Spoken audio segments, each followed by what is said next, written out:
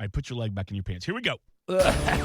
Welcome to Kickin' with the Rickens, redefining retirement. Gerry Ricken and Heidi Ricken Provost want to help you retire with purpose and live with joy. Find more information, including how to reach the team, in today's show notes. Now, Kickin' with the Rickens, powered by Ricken Financial. And we are here with retirement planner Heidi Ricken Provost alongside licensed insurance professional Gerry Ricken. Welcome out to Kickin' with the Rickens, redefining retirement podcast, as Big Voice just said right there. Get all the information how to reach out to the team here in the show notes. My name is Mark Owens. How we doing this week? Things going well for you? You know, it couldn't be better, Mark. Yeah. I mean, it always could be better, but it's pretty damn good. I'm not going to lie. So I'm just saying, I'm cold. Yeah, I was going to say. Finally, I'm very comfortable. We've had the perpetual summer, and I have been complaining too much about it. And now, I'm like, why did it have to go cold all the? Like, I wanted fall. Mm-hmm. I'm really sad. We got a couple days of fall, and that was it. Literally a couple days. So with Halloween Frost on the behind pumpkin, us, baby. I officially am in Christmas mode. I know we have Thanksgiving, but I am officially in Christmas mode. I literally last weekend. We're still pulling down the ghost and the skeletons. I've got the peppermint bark mocha. I'm pulling out the wreath scented candles. I've got the peppermint rumchata, putting it in my coffee. Like, oh yeah, That's why we have so much fun. That's right. That's right. We never have to worry about Mark. He's always on. In Christmas mode now, and it drives my wife crazy. I'm like, no, it's the holidays all together. It's Thanksgiving and Christmas. Hasn't she ever seen Elf? Treat every day like Christmas. Thank you. And I eat like Elf, too, while my waistline continues to expand. I get it. Hey, I want to talk about the numbers. Let's talk about some numbers here today. Retirement by the numbers. So when you say numbers in the Owens household right now, the big number is 13 because I've got a preteen in the house, and it is exhausting. But it has nothing to do with that milestone birthday. We're going to talk about some retirement milestones here this week on Kicking with the Rickens. Where do we start, Heidi? Well, we're going to start with age 50, 50. Is 40 or 50 when we consider people over the hill nowadays? 70. I know, but like, isn't it crazy? Because back in the day when we talked about being over the hill, I feel like it used to be 40. Now it's maybe 40. And it's like 40 years old, 50 years old. That's so young to me now. You ever had that realization where you'll be doing something, you're like, I'm an adult. Like I don't need to check with my parents. I can make my own decisions. I'm a grown man. I'm an adult. Never feel like it, even though sometimes my family thinks I am. But well, hey, my grandpa Willie said it best. Age is a number. Right. It's just a number. And he always said, you're only as old as you act. And he died a week shy of 95. Yep. He never acted a day over 13. I love that. That's fantastic. Yep. Well, I mean, he did, but he stayed young, he was young and At vibrant. heart, young at heart the whole time. I get it. So the importance you could be young of 50, at heart all day long, but when you hit age 50, here's what you get to do. You get to increase the contributions to your HSA and your IRAs and your 401ks, all this stuff that you usually save for retirement. Because by age 50, if you need more time and maybe you haven't saved as much as you wanted to, or maybe you did save as much as you wanted to, but you just want to add to it, you can do what's called a catch-up contribution. As opposed to mustard. Hey-o. Jerry, thank you. He's on one. You know what? I posted some jokes for Halloween that are they're Gerry jokes. Apparently it's not a dad joke. It's a Gerry joke because he's been telling these jokes before he was a dad. But it never Since I was 13. Yeah, it never ends. Facebook page. Go get those jokes. Yeah, if you want to hear more, please share, because I shockingly have heard from probably 50 people who want this to become a series now. And we can make that happen, ladies and gentlemen. If you're listening today, continue listening, continue looking at our socials. Our next and podcast. We would love to, absolutely. Jerryisms. And reach out to us. If you have any specific jokes, reach out to rickenfinancial.com and just send us a note and tell us what the joke is, and we'll repurpose that. I love that.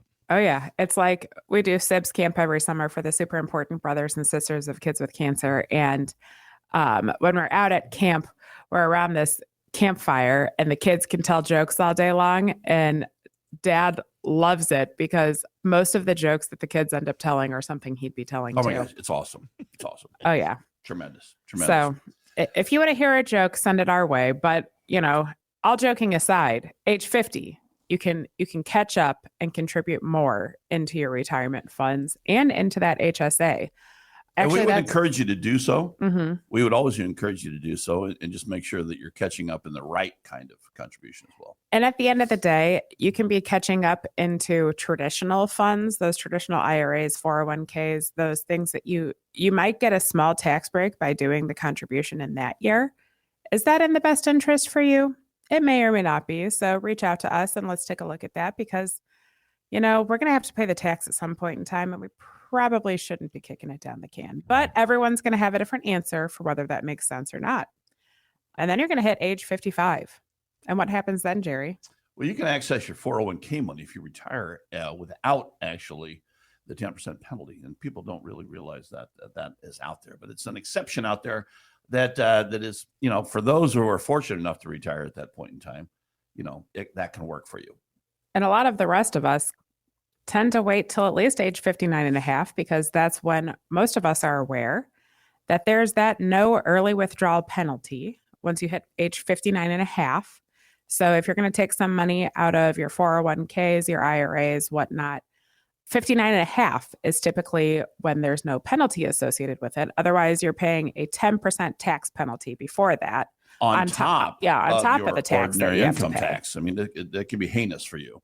Some people have been forced into doing that because they lost their job. They've done for whatever extenuating circumstances, but we would encourage you to not to touch that before 59 and a half. And if you're taking money out of a Roth, by the way, we know that Roth, you pay the tax up front and then you fund it in.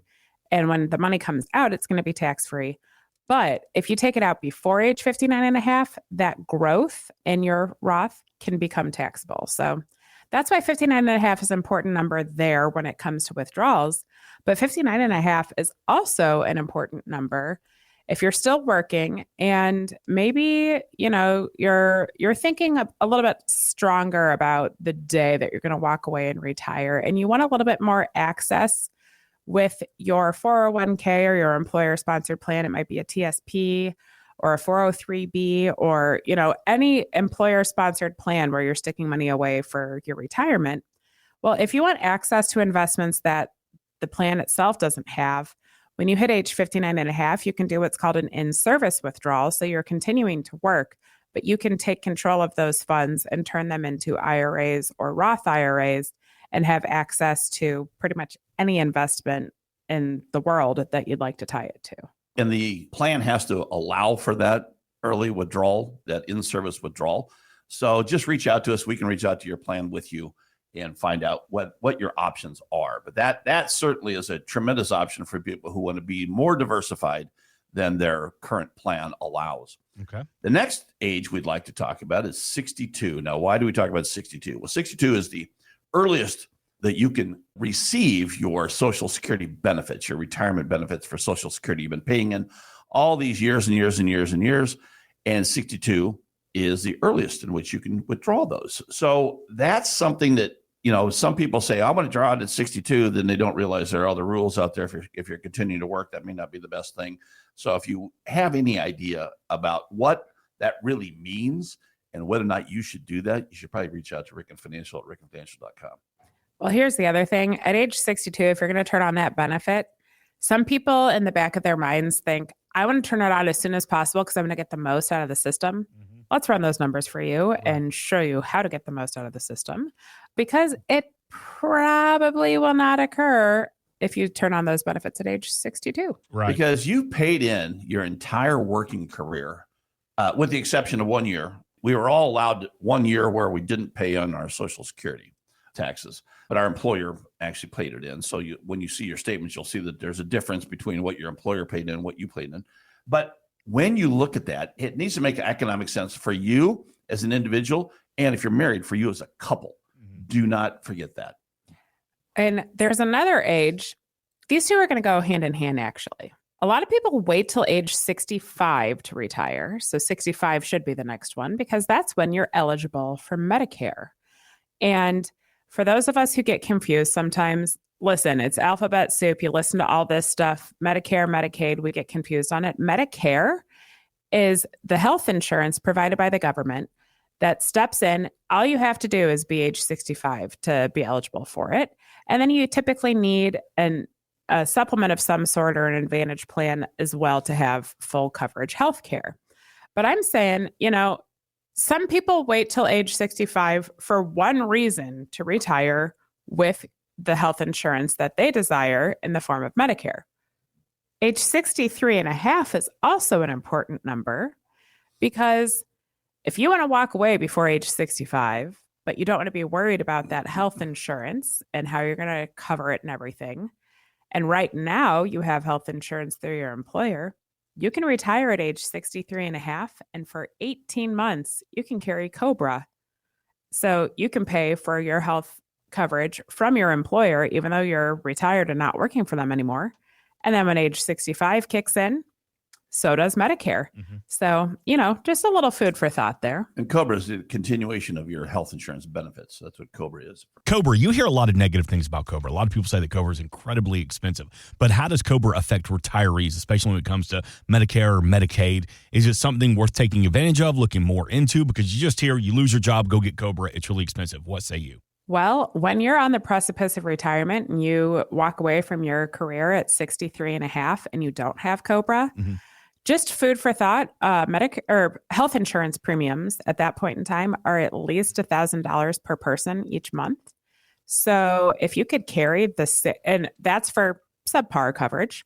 If you could carry the same coverage that you've had during your working years, which is typically better than what we can find in the open marketplace, and you can do so, I don't know, between $600, $700, $800 a month, you're better off in the end with that COBRA. So yes, it's not cheap. But it's better than nothing.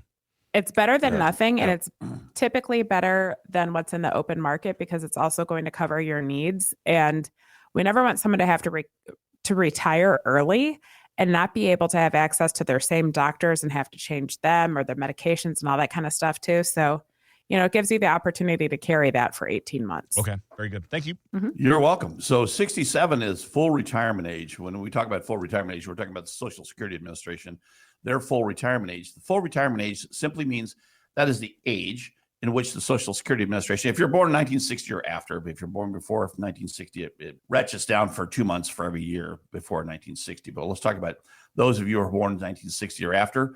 What full retirement age really means is that's when you get your full benefit. Your full benefit is really, I think it's misnamed, but it's a benefit that you're eligible for that you can't get cut back. If you retire before age 67, your full retirement age benefit will be cut back by 7.5% each year. Prior to that, if you take your benefits after that full retirement age, your benefit goes up 8%. So here's what it really means, though. Age 67 is when you can turn on your Social Security benefits and still work at the same point in time. Without getting anything taken back from your Social Security benefits. Mm-hmm. Exactly. Yeah. If you want to double dip and work and take Social Security at the same point in time, guess what? You can't do it before age 67 unless you're making basically nothing outside of Social Security. So that's really the most important part of age 67 is for those who want to take advantage of kind of double dipping there. Absolutely. Speaking of your benefits increasing each year from 67 on, age 70 is the point in time that you get the highest benefit on a monthly basis if you turn on your Social Security then. Then we talk about age 73. Yep. Why is age 73 important? Well, age 73 is important for those born in the years 1951 to 1959. Age 73 is the year in which your age in which you have to take required minimum distributions. That's that amount that you have to take out of your 401ks, your IRAs, your TSPs, your 403bs. So that's, and if you don't take that, bad things can happen. Yeah. In the form of a 25% excise tax or a 25% tax penalty on the amount of income you're supposed to be taking out of those retirement funds. There's some confusion here, by the way, and we still, the Secure Act 2.0 went through years ago, but we still have people come in here and say, I know when I hit age 70 and a half, I have to turn these things on. I know when I hit age 72. That's not the case anymore, guys. If you were born in the years 1951 to 1959, age 73 is when you have to turn on your required minimum distributions. And if you're born 1960 or thereafter, age 75 is when you have to turn on those required minimum distributions under current tax law. I always like to have Heidi say undercurrent tax. I love how she says that because we know that there is one constant in the tax law, and that is change. Yep. Okay, so we're all talking about undercurrent tax law now, but we like to keep our finger on the pulse of the tax laws, and like we get updates every day because it does change every day. Little nuances change every day. The big things you hear about in the news, but the little things you really don't. So if you want to know about the little things that may affect you, come see us. And some of the big things you're hearing about in the news may or may not be true. So if you want some cold hard fact, please come see us, because we even read stuff sometimes and we're like, oh my Lord, this person had no idea what they were talking about. And then they just blasted this out here and now it's viral and getting shared. And it's not even true. You know, there's a lot of people that still think that there's no tax on Social Security. That is not true.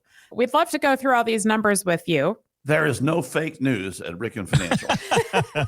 And ensure you know what these numbers mean for you and how you can take advantage of what comes each step of the way. So you talk about it. Laws change, rules will change. Your birthday will never change.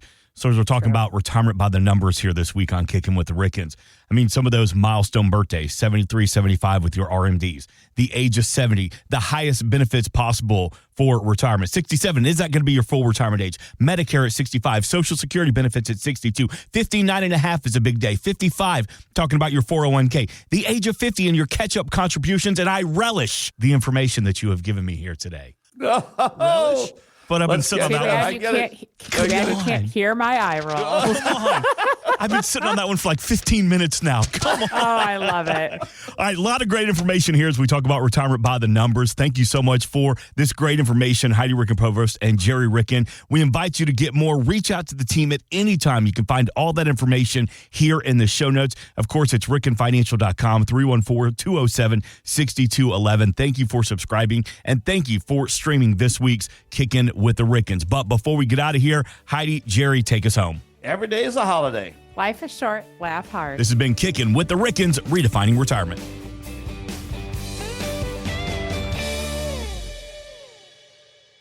Insurance products are offered through the insurance business Ricken Financial LLC. Ricken Financial LLC is also an investment advisory practice that offers products and services through Impact Partnership Wealth LLC, a registered investment advisor. IPW does not offer insurance products. The insurance products offered by Ricken Financial LLC are not subject to investment advisor requirements. Investing involves risk, including the potential loss of principal. Any references to protection, safety, or lifetime income generally refer to fixed insurance products, never securities or investments. Insurance guarantees are backed by the financial strength and claims-paying abilities of the issuing carrier. This podcast is intended for informational purposes only. It is not intended to be used as the sole basis for financial decisions, nor should it be construed as advice designed to meet the particular needs of an individual situation. Ricken Financial LLC is not permitted to offer, and no statement made during the show shall constitute tax or legal advice. Our firm is not affiliated with or endorsed by the U.S. government or any governmental agency. The information and opinions contained herein provided by third parties have been obtained from sources believed to be reliable, but accuracy and completeness cannot be guaranteed by Ricken Financial LLC. Please remember that converting an employer plan account to a Roth IRA is a taxable event. Increased taxable income from the Roth IRA conversion may have several consequences. Be sure to consult with a qualified tax advisor before making any decisions regarding your IRA. Tax preparation and tax advisory services are offered through Ricken Financial. These services are not offered by IPW and are not subject to investment advisor requirements. These services referenced are an outside business activity not offered through or supervised by IPW.